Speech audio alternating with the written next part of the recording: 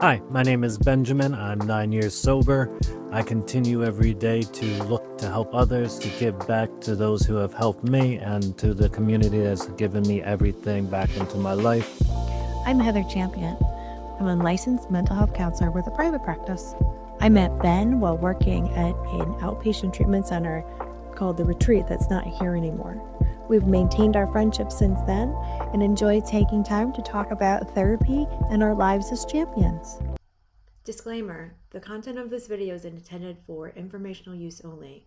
It is in no way intended as a replacement for medical or psychological advice.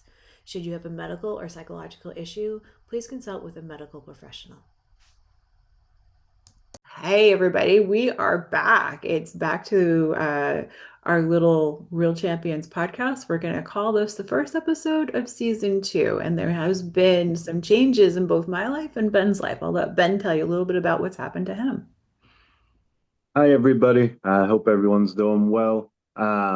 Yes, since our break, there's been some changes, and coincidentally enough, after our break, we'll be going back to the same. Um, but in my recent life, I've had to take the mature step of looking at myself and understanding what unhappiness for me looks like comparative to what other people may view what happiness should be. I've found in life for myself, Heather, in the time I known you and grown from our relationship, is you don't have to make millions of dollars just to make the world look like you're happy. What I've learned from myself is the best way to be happy is to do the things you love and to have compassion for the people you work with and have compassion for the job you're doing. And I've realized in the last couple of months how important that is for me and my growth and my recovery is I need to be doing something that every day feels fulfilling, not because it makes my life easier financially, but because it makes my heart full every day. Um, I think there's a lot of individuals out there like myself who really struggle with, do I do everything for money so I can live a simple life and at home be happy or seem happy? Or do I, risk some of the financial side just to live a good life and enjoy what I do? Hmm. And what I'm finding as I get older, talking with my parents, is sometimes it's just about happiness, about the home life balance, about being able to go home and separate from your job. And then in the last couple of months, I really realized what that means to me. Taking a break from it from our last job that I held for 7 years, where it was a routine and I didn't really see where that affected my life, to going to this new company and after my last company, really seeing how much that affected me. Um, so life is full of changes, life is full of ups and downs, but reality is if you stay true to yourself and you stay loyal to those who help you, things will turn around in time. I think that's funny that you kind of talk about how you started to come to the realization that money's not everything. Because I always joke around with people and say that becoming a therapist was the worst financial decision of my life. Before I was a therapist, I worked in the business world. I was basically an efficiencies expert. I held a lot of different titles, business analyst, vice president, things like that. And I was making around 6 figures. And when I decided to change careers, I did it because if somebody's calling me in the middle of the night for an emergency, it better be a life or death emergency. If I'm giving up my weekends, if I'm giving up my free time, it better be for a good reason, not because, the production system went down and we're not going to get something out on time. That's not, it's not a life or death situation there. And I got really aggravated at that. There was a lot of other reasons why I decided to leave, but yeah, since then, I don't wear a three-piece suit to work anymore. I do not wear high heels to work anymore. I wear sneakers most days and jeans, and I dress really comfortably and I make my own hours. But I have the flexibility in my life to do the things that I really do love and enjoy. Um, we kind of talked about that over the break. I applied for a doctoral program at University of South Florida, which is in Tampa. And I had the interview for the program this past Thursday. And that was one of the things we talked about. And I joked around about how the reason why I ended up coming to Florida was to work down here as opposed to staying up in New York was because this was one of the few places where I could get a full-time job without being a fully licensed clinician. And after, 15 years working in the business world and having a regular salary and benefits and all that other good stuff that comes from that, the financial stability, I realized after 2 years of going to grad school and only going to grad school that I really needed financial stability. It's interesting how sometimes what we need is the last thing that we want, and the things that we want are the last thing that we need. And we need to learn the lessons that come along with that.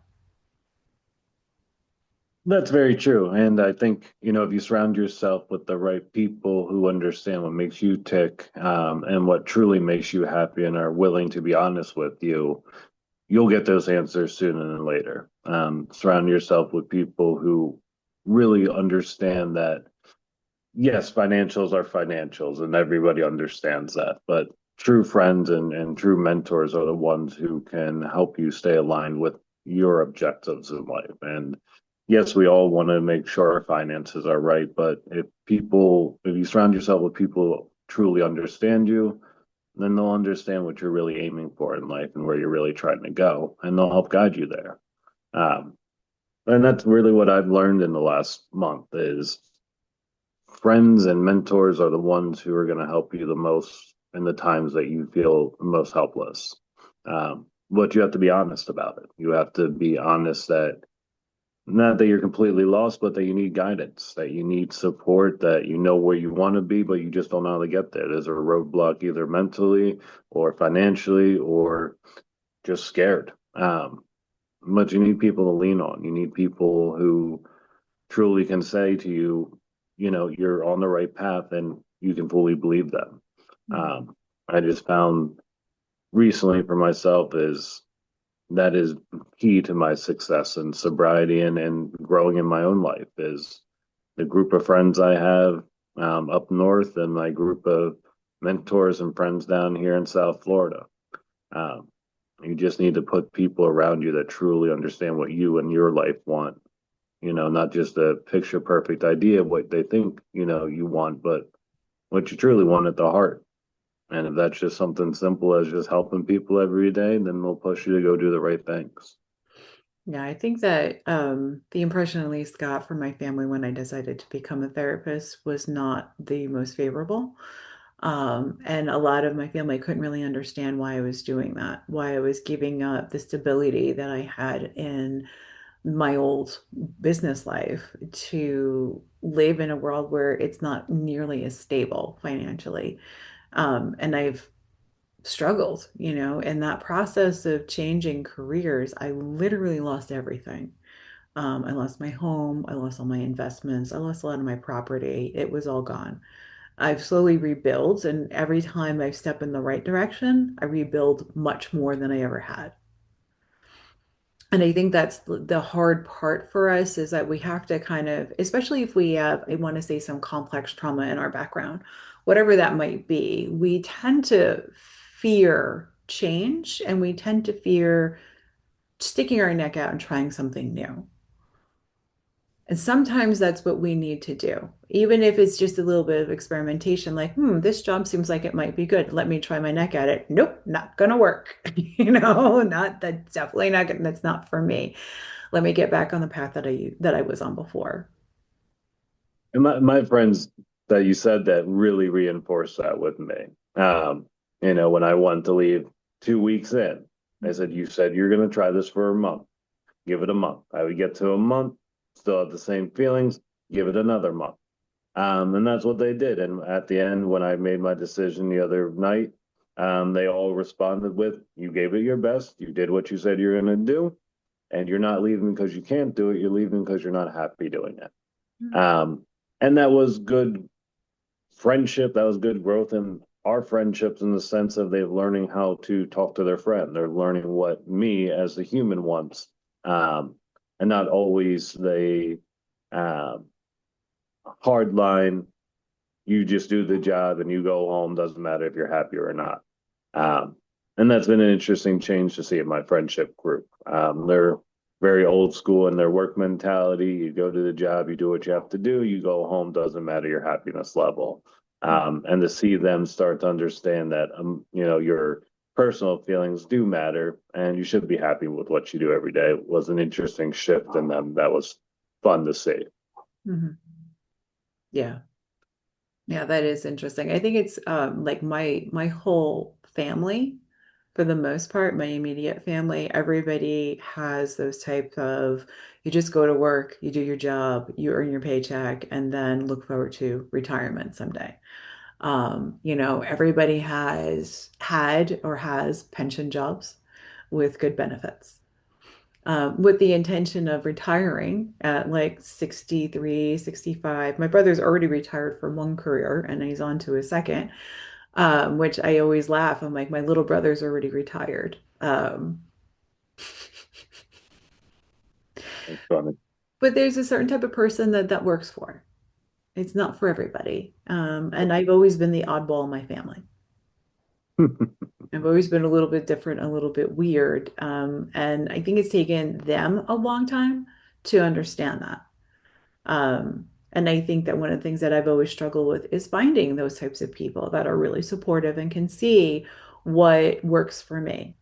I remember the first time I got a patient when I was working at my internship site when I was first getting my doctorate. I'm not my doctorate, my second grad degree. And the clinical director of that program sat down with me after I did a few intakes with the new patients that were coming in the door, and she's like, "You have a gift for this." She's like, you, for some reason, people just love to talk to you. She's like, "You have a gift." And I remember when I was in high school, I was an art major and I had the same art teacher for all 4 years of high school. And my mom would go and see him, meet the teacher night. And she's like, "I just go see Mr. Fight. He's the only one I care about. Like, I don't care about what the other teachers have to say about you." And she's literally to this day, he's the only teacher she remembers that I had all through high school. And that he said the same thing. It's like she has a gift. It's just for me to help her cultivate it. And finding those people that are that can see through what you are kind of putting out there and seeing what the possibilities are for your life and where you can go with it. That's really important. When I decided to become a therapist, it was after having some really, really hard, bumpy times when I was a vice president. And I ran a little department. I commuted into the city every day from Long Island. And it was the first time I had a office with a door that closed on it. So I can completely close myself into the room. And I kept finding that if I could not get any work done during the day because everybody, whether it be my colleagues, my subordinates, or my supervisory staff, would come in and just want to sit and shoot the shit and just chit chat and talk and work through ideas and things going on in their head with me. And then one day I was headed over to Penn Station to take the Long Island Railroad back home to Ronkonkoma. And the Ronkonkoma stop was my stop. And it was a day where there was actually a train waiting when I got to the station, which didn't happen a lot back in those days anyway, where, a lot of times everybody would be just like standing on the platform. You knew what platform your train was going to come into, so you went to the platform. And as soon as that train pulled in, it was like mad rush to get on the train and find a place to sit because everybody had been working all day and you want to just sit and relax for a little while.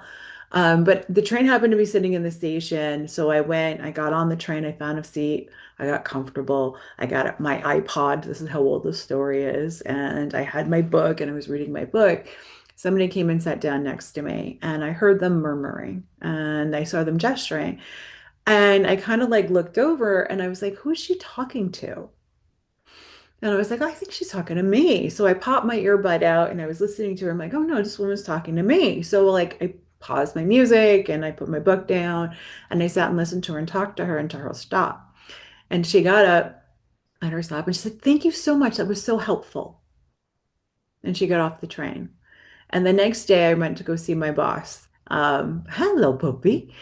And I told him the story and he laughed at me. And I said, I don't know. I think I might be in the wrong field. And he said, yeah, I think so too. He's like, because I really like going to talk to you too. Hmm. And that's when I first started thinking about going back to school and becoming a therapist and doing, getting another master's degree and doing all that work.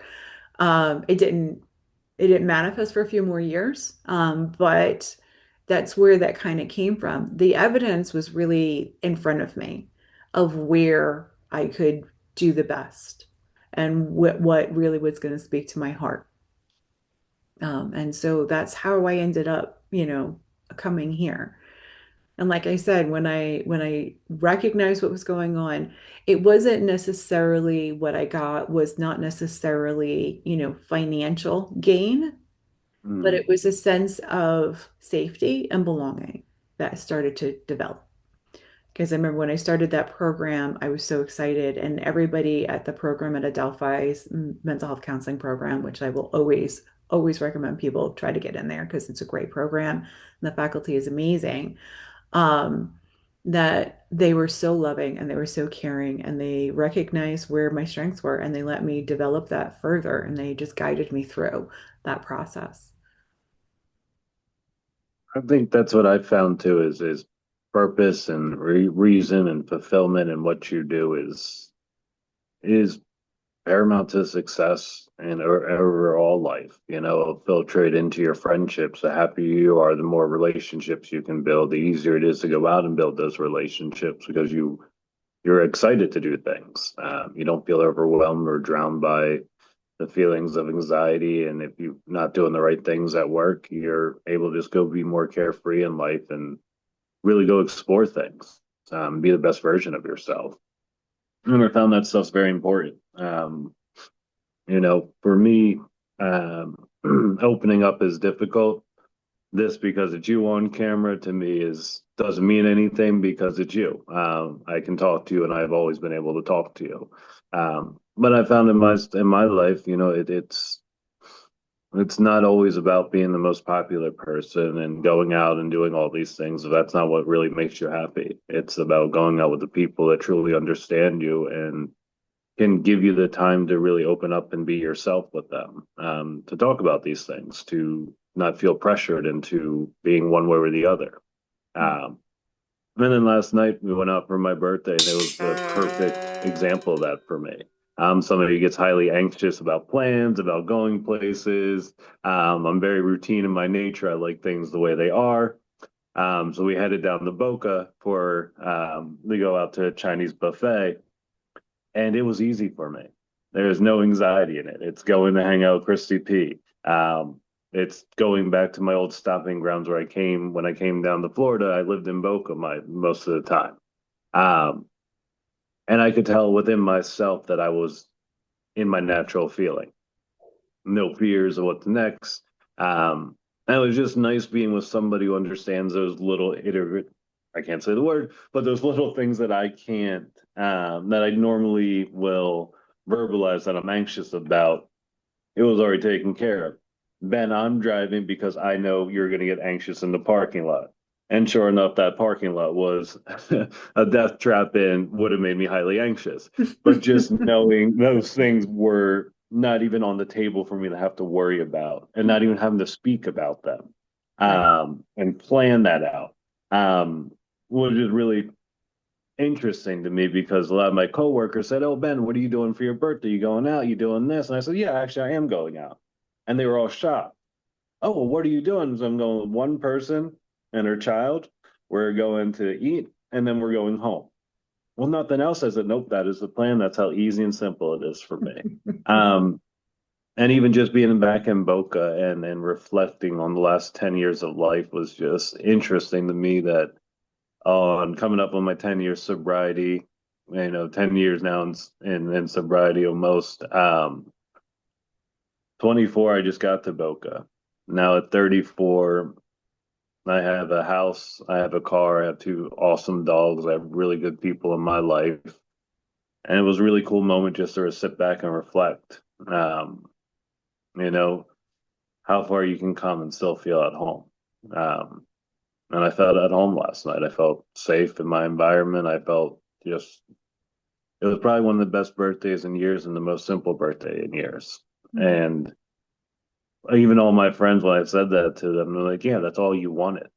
And for them to say that, they're always rambunctious, Ben, go out and do these things, do these. But for them to simply know last night, as simple as that was, that's the most peaceful it is for me. It was just really cool seeing them. They were just really happy that I went out and was happy. Mhm. Um, and it was just really cool to me. It was just a really nice learning experience of, yeah, I might not like going out with a lot of people, but when I do go out, the people I do like, I can be me and bully me. And that was just really interesting. Um, so what I've learned recently is you put a lot of good people around you who understand your goofballness, who understand that some of your anxieties are just because you don't like certain things, but they're the ones who can actually bring that out of you. Not that I'm anxious about going out.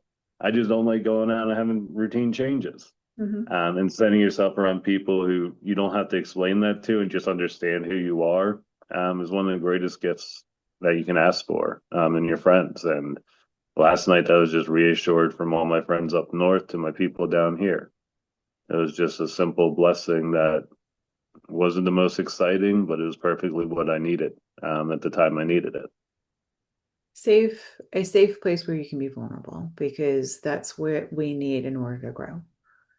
And in a therapeutic world, that's where we need to be. You're only going to grow through, like allowing yourself to let your hair down and be whoever you are, take your mask off, and feel safe doing it.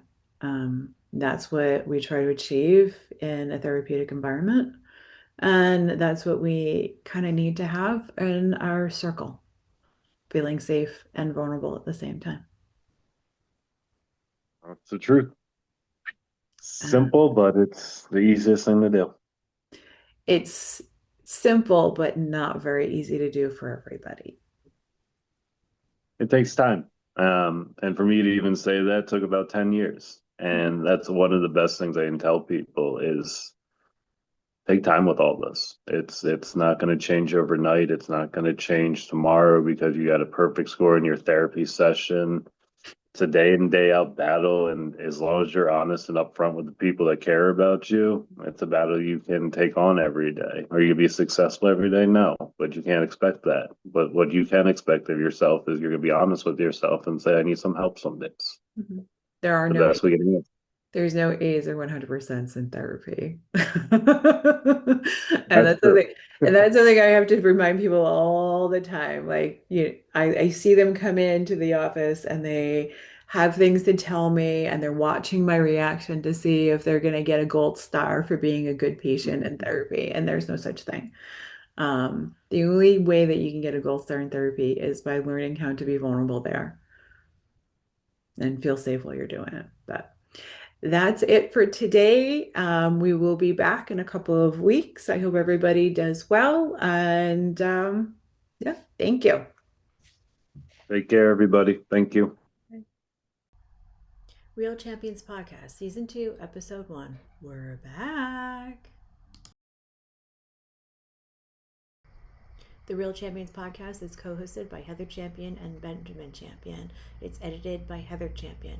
Produced by Maitri Counseling Services, all rights reserved. Questions or comments can be referred to Heather at Maitri Therapy, MAITRI-therapy.com. You are not alone. Remember, if you or someone you know is struggling with thoughts of suicide, please call the National Suicide Prevention Hotline at 1-800-273-TALK. For local help, dial 211 on your phone to be connected to resources in your area.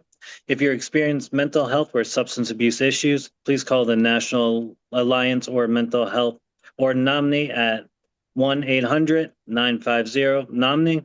Or in a crisis, text NAMI, NAMI, to 741-741 check out the NAMI website, nami.org, for additional resources.